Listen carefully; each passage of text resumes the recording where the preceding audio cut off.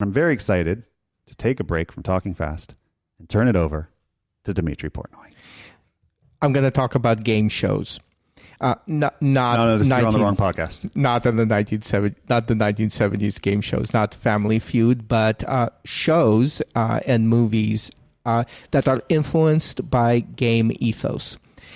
Games are a form of storytelling, and a highly structured form of storytelling, and a storytelling that involves certain economic principles. Not all of them are articulated, but they are foundational, and we absorb them when we play games. We buy into them. And filmmakers, writers, TV makers also play games, and they also absorb the game ethos, and they also buy into these unspoken underlying rules.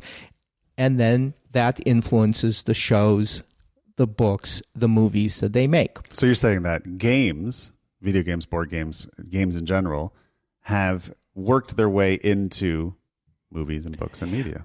Board games and RPGs, very much so.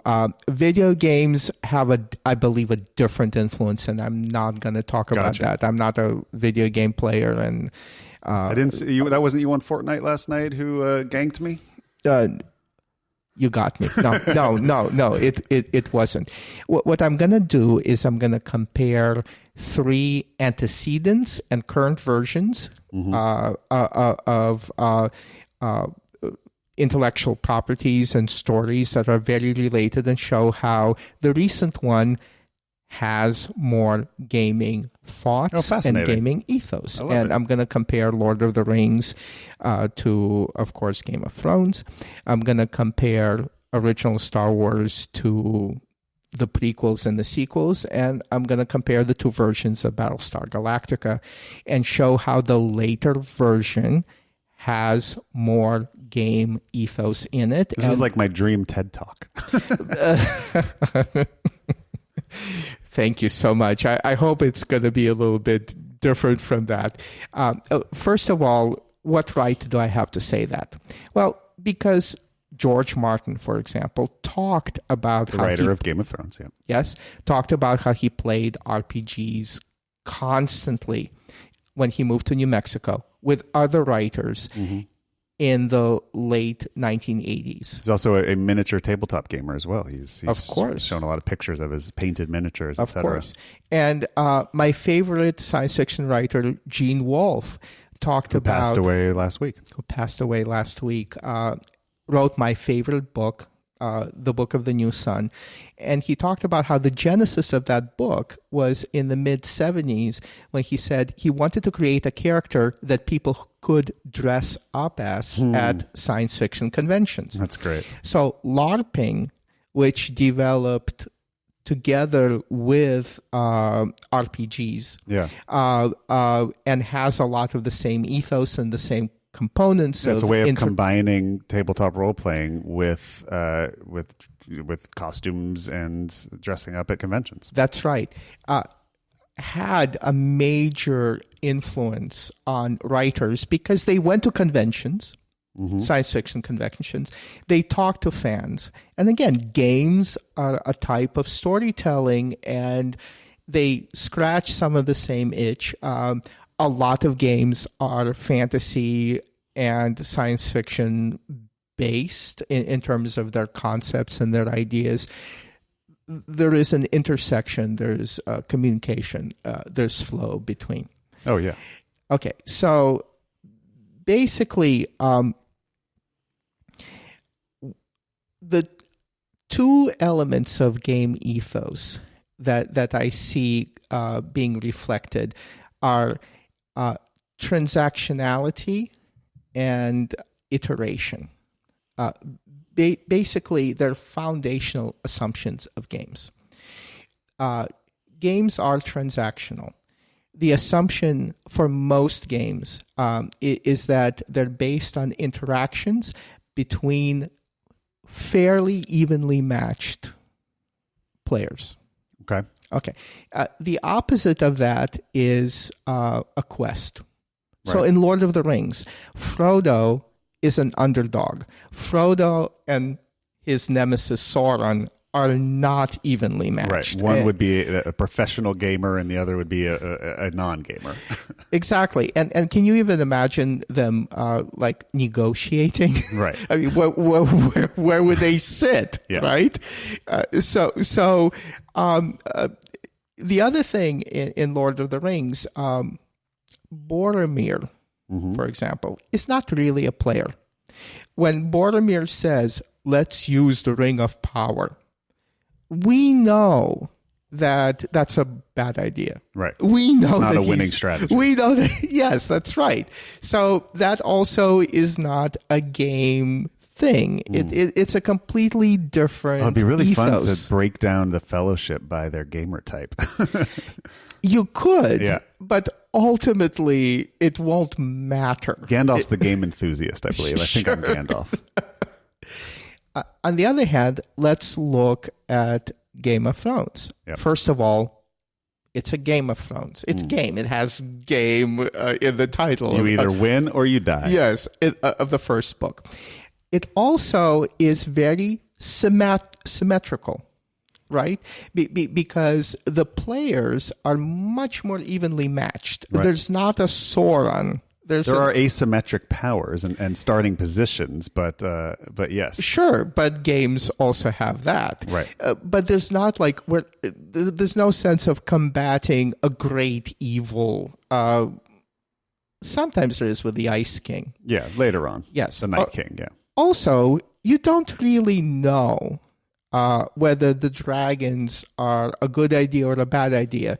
If a Boromir type stands up and says, "Let's use dragons to Right. and somebody else says, "Maybe we shouldn't use dragons because they're going to burn up everything," you don't feel like one of them is automatically right or one of them is automatically wrong. They're just different strategies. Or the dragons were engine building. I mean, they started out very small and they had very little power, and Absolutely. she invested in them, and by the end game, they're pretty strong. Absolutely. The different sides in Game of Thrones can negotiate. There's an auction mechanism. Sure. There's player elimination. This player elimination. There's also something called that I want to call iteration and like replayability. Yep. There are episodes. Players can die and others can take their place. There is a repetition that's not really there in Lord of the Rings, because once you destroy the ring, Right. the end. Well, that's sort of the end game goal of Daenerys. Her whole thing is to break the wheel, right? It's the cycle that keeps happening every time, and people keep sort of replaying the same game. That's right. Her goal is to break the game. She's Paul. But the fact that's right. But the fact that I guess Tyrion would be Paul if I had to really pick it up. why? Well, just because he's always trying to. No. Littlefinger would be Paul. He's trying to break the game. He's trying to exploit the meta. I think Tyrion. Well, interesting. We can have a discussion of who sorry. we are. I'm not trying to sidetrack you. Yes, I'm getting sidetracked, but thank you so much. That cyclability, the fact that you can have a TV show where you have like a reset and the same conflict restarts. Right. You regain the throne, you're going to lose it eventually. Somebody else will do that. Sure. That's a game ethos. So transactionality, relatively evenly matched players with different strategies interacting. Doesn't happen in Lord of the Rings. Usually battles, and you don't even see Sauron, right? You don't even see Sauron playing something. Sauron never says, "This is what I want and this is my strategy." Sauron wants total domination and complete destruction, like the Ice King. Most of the people in Game of Thrones want specific things, have specific strategies, and they're willing to interact with each other. Right. Okay. The same principles apply to the original Star Wars and to the sequels. The original Star Wars, again, a guy goes on a quest to rescue the princess, to kill the bad guy, to free the galaxy. Right? It's a quest. It's an endpoint. Right. It's also, again, an underdog and somebody else who's just wants complete domination. You can't picture them sitting down and negotiating. Right. At the beginning, Luke and Darth would not have a fair fight. That's right. But look at how the prequels start out, right? Yep. Again, it's transactional. It's about a trade dispute. Mm-hmm. The Jedi Knights are just another faction. Yeah.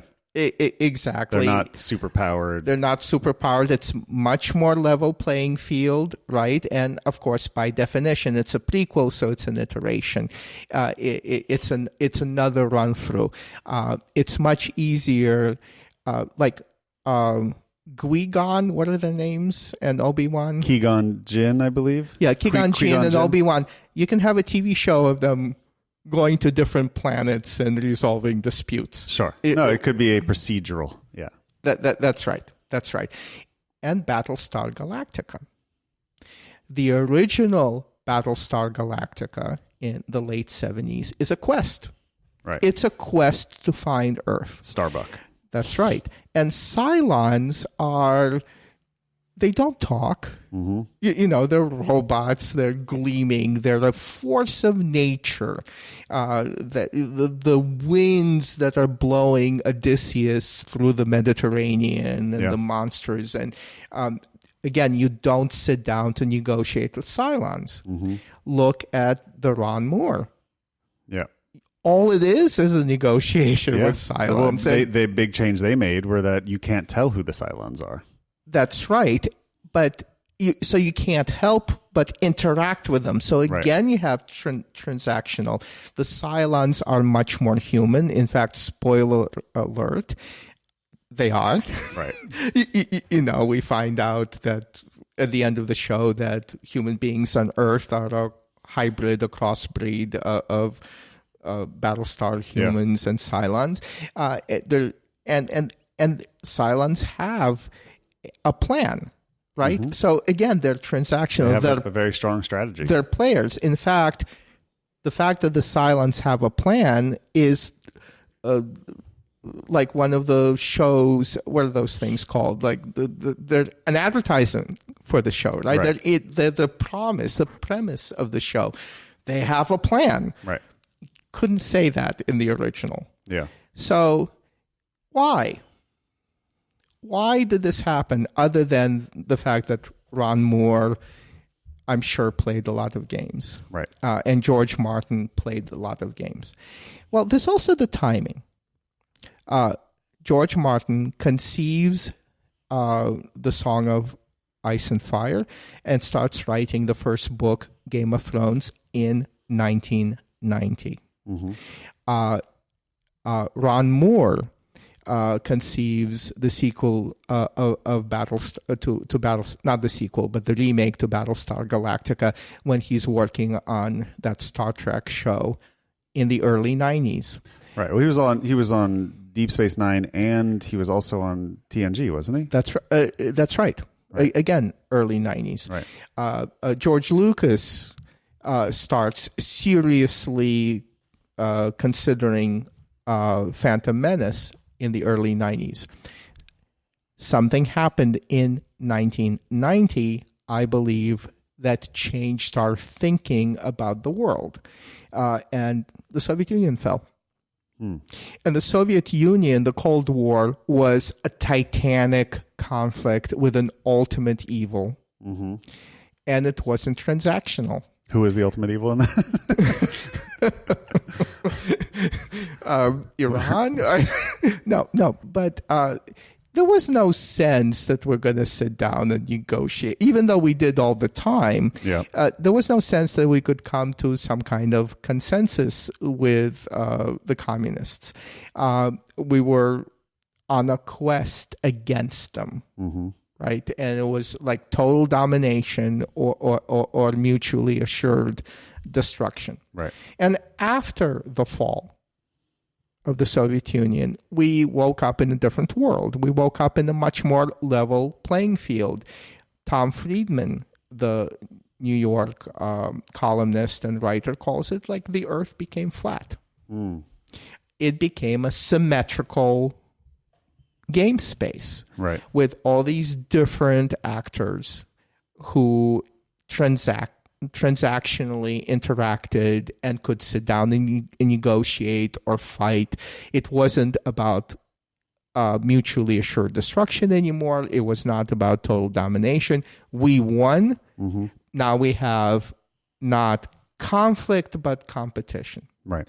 And so I felt the game ethos reflected that. And People are much more interested in a level playing field as opposed to your classic sort of Campbellian hero's quest. that's right. And the quest lost some of its meaning.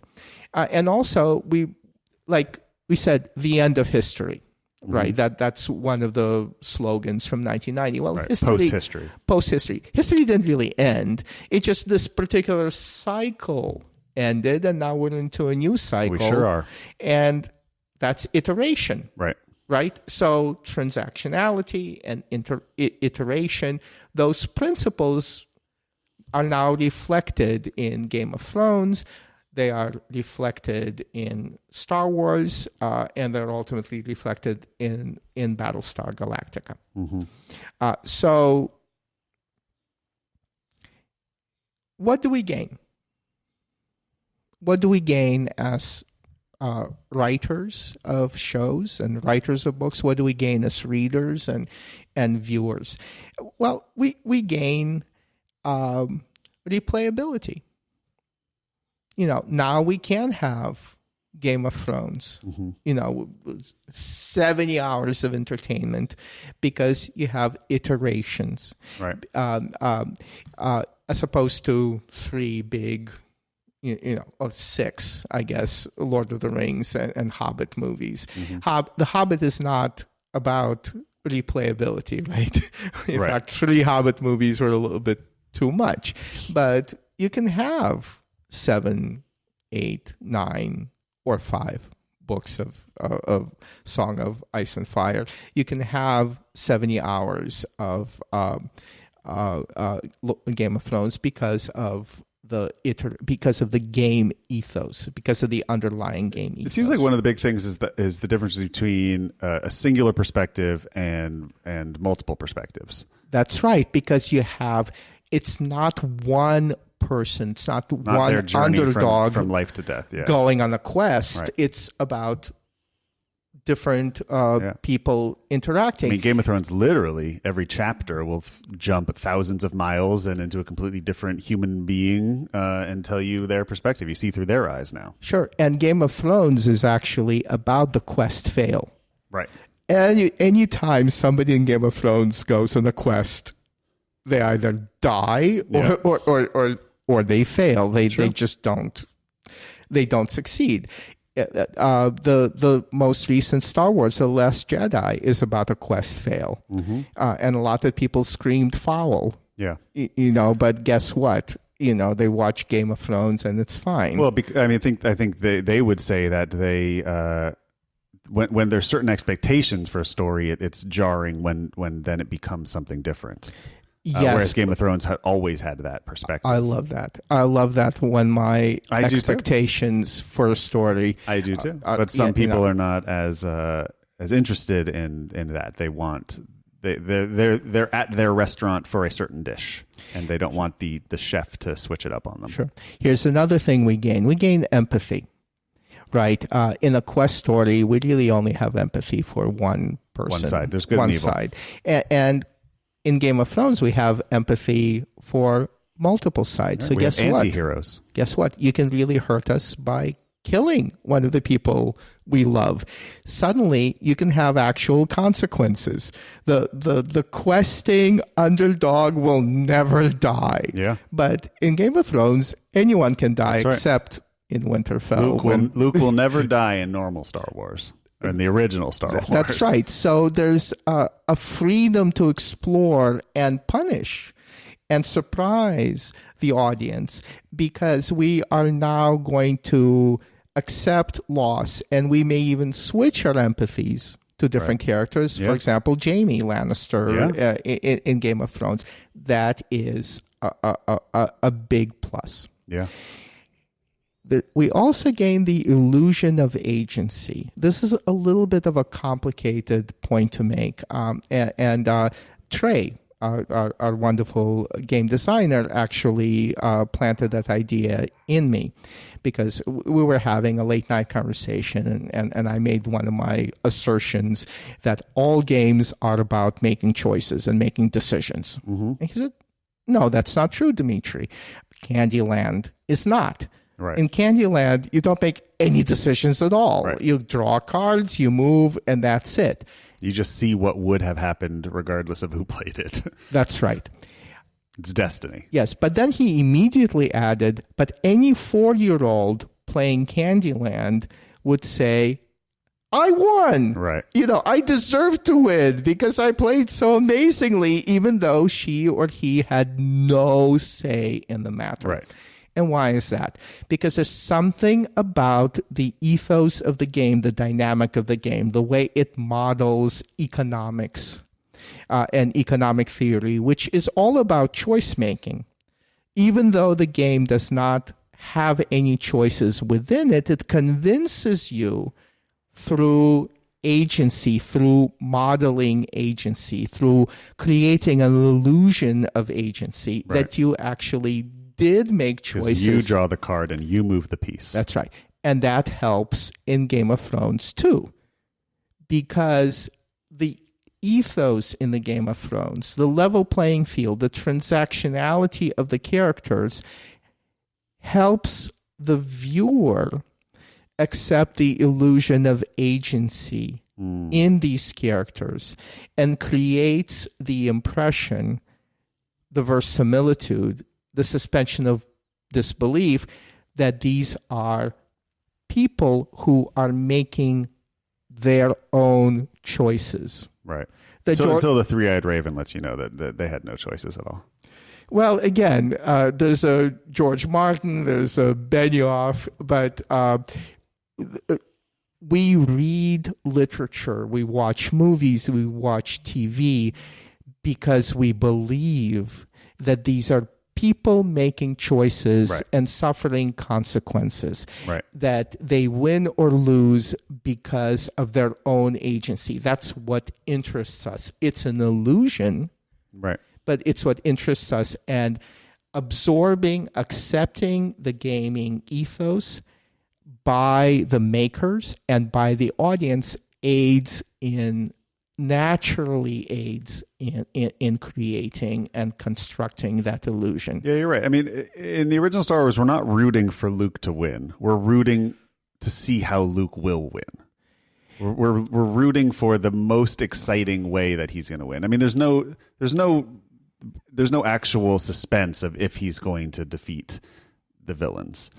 Which is why Empire Strikes Back is such a great movie. Because at the end of Empire Strikes Back, when, spoiler alert, Darth says, I'm your father, he suddenly gains agency. He suddenly becomes a character. He suddenly loses the Sauron-ness and becomes another Hobbit. Right. And for the first time, you actually don't know what's going to happen because it becomes transactional. Right. Luke has a choice of taking Darth's hand, and Darth has a choice of pulling him up. Yeah. Right? And actually makes that choice. And for the first time, he acts like he has volition. He acts like he has agency. Yeah. So this is all good, but, every silver lining has a cloud. So what do we lose? What do we lose when we become really, really, really excited about the gaming ethos and expect every show, every book to have a level playing field and transactionality, not to involve a quest? We give up on the quest. What do we lose? Well, we lose the gaming ethos cannot fit well or cannot tell a certain type of story. And one I already named and discussed constantly, and that's the quest. The one person who's going to go out and challenge the world and change the world and then get back home and then defeat the ultimate evil.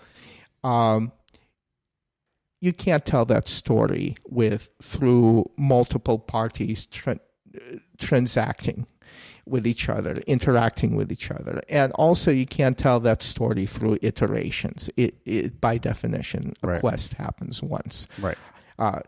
There's a wonderful poem, I think by Tennyson, about Odysseus going, at the end of his life, going on his second quest. Mm-hmm. Right. The first one was coming back home to Ithaca from Troy. Right. And now he's talking to all of his people and saying, "Come with me on my ship." He's not coming back from that quest in the poem. It's understood. And of course, Tolkien has Frodo go on a second quest as well. Right. And Bilbo go on a second quest to Lothlorien. Mm-hmm. Am I pronouncing? Lothlorien, yep. Yeah, and that's death. I mean, they're not coming. No one comes back from Lothlorien. So a quest is... Oh, you mean like where they go to die? Yes. Oh, no, that's called, starts with a V. It'll come to me. Go ahead. Yes, it's like Valhalla, but not Lothlorien, something else. Forgive me. I didn't do my research. So when they sail off... Valinor, thank you. When they sail off to Valinor, at the end, they're not coming back. Right. That is death. It's death. It's the final quest. Yeah. A quest is something that only happens once. There is another type of story, and my favorite type of story that also has is contradictory to the game ethos, and that's called, and I forget what it's called, but it's a type of storytelling that is responsible for a lot of surprise endings. Okay. And it's the dialectic. Right. Okay, and the best way to illustrate it is through The Sixth Sense. Okay. Okay.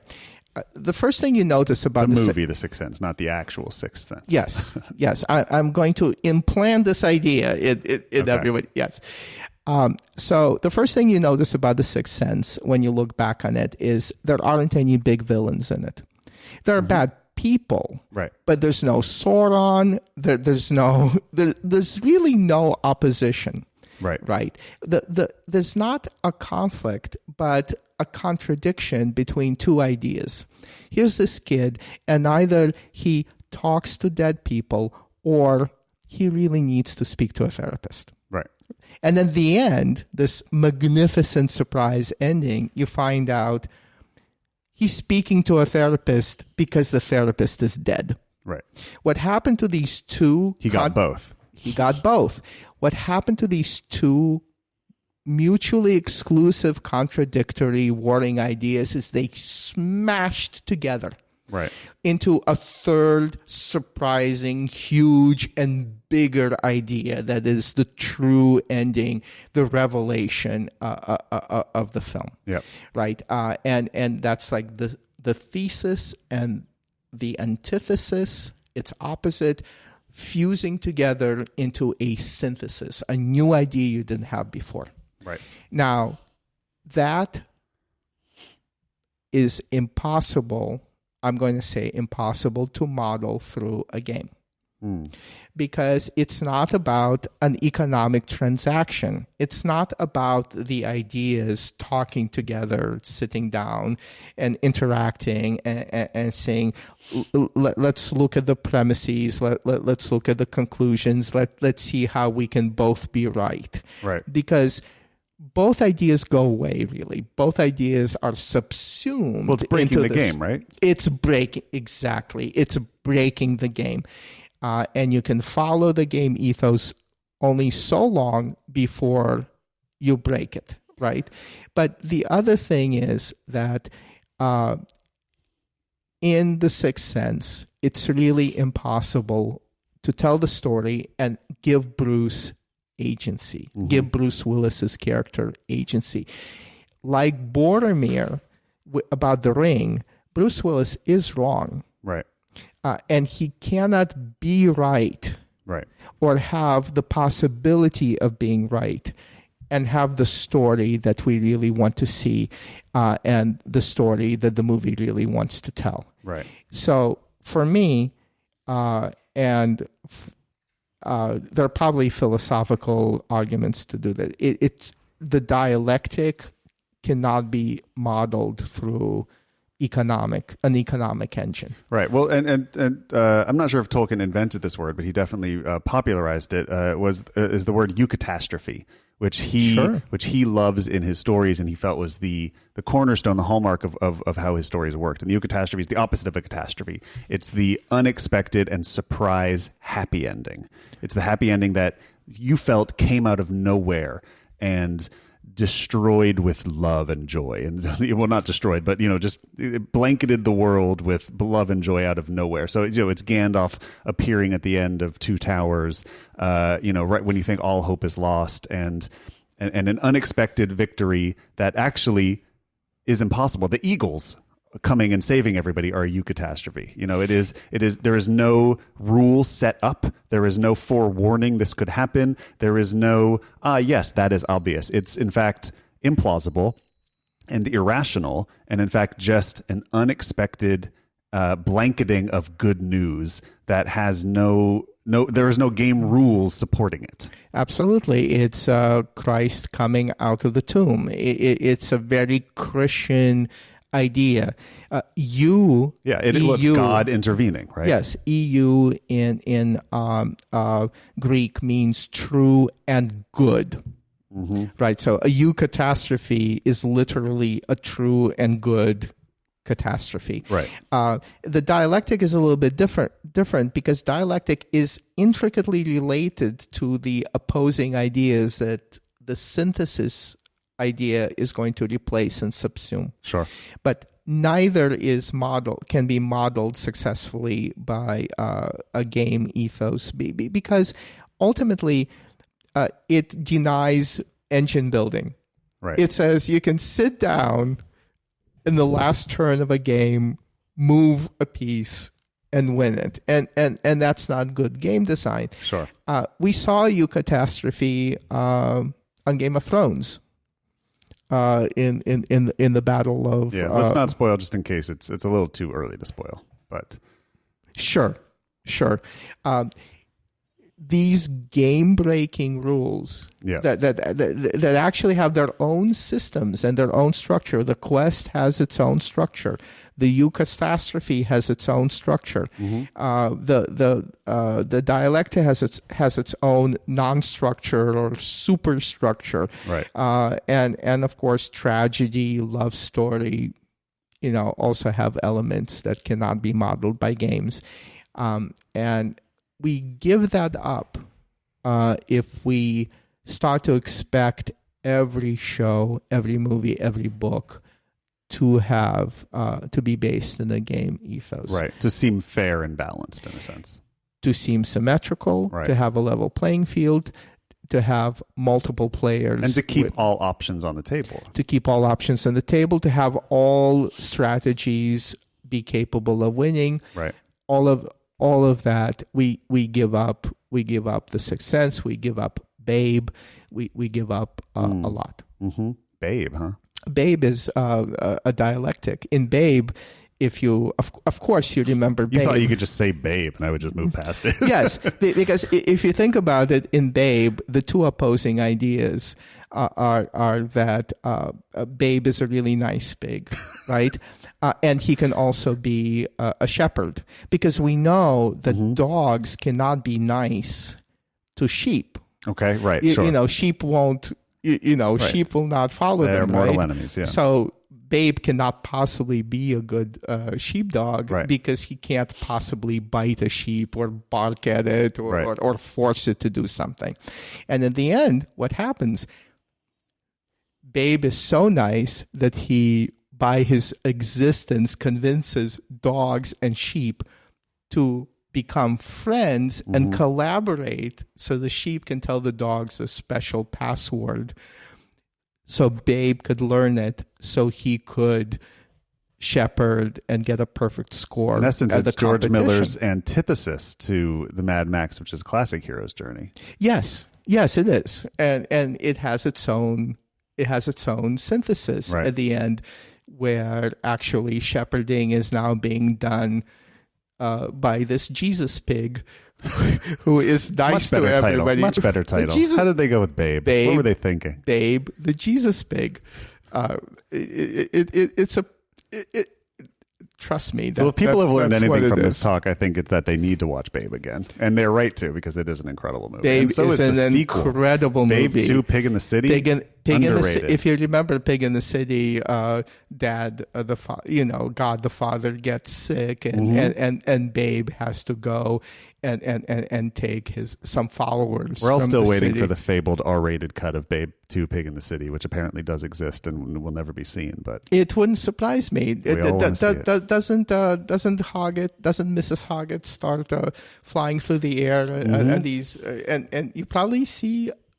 I'm not going to say. That was wonderful, Dimitri. That was fascinating and illuminating. And thank you for letting me talk about books and movies. Well, I think you have you've staked your claim as our non-gamer, but someone who clearly is very knowledgeable about games, because you have been forced to play so many in your goal of socializing with people that you care about. Again, yes, thank you for letting me hang out with you. Games are a form of storytelling, and storytelling is a form of gaming. I don't think it's a coincidence that 6 out of 8 of us are screenwriters and storytellers by profession, and spend almost all of our free time. 7 out of 8. Spend almost all of our free time. Sure. Trey is also that, and Paul, and well, Alfred makes music, so that's a form of storytelling, of course. Music is a form of storytelling, and Absolutely. At some point, you guys should dance at the Daedalus concert, because we will. It's amazing.